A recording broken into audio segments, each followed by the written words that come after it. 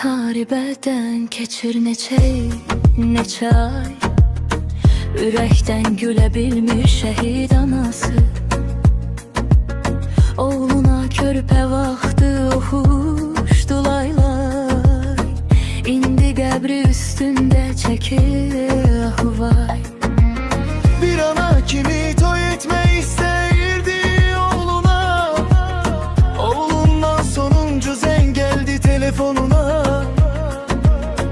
Ana məni bağışla, elvida anacan.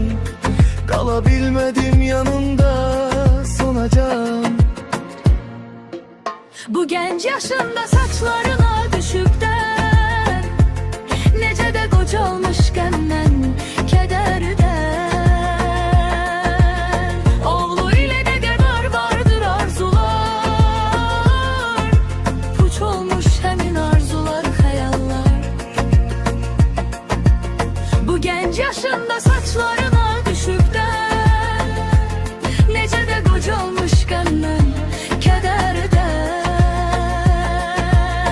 Oğlu ilə nə qədər vardır arzular, puç olmuş həmin arzular, xəyallar. Ey şəhid anası, sən məğrur yaşa.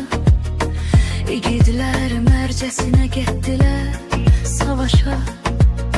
Oğlun ilə fəxr edir indi bütün cahan.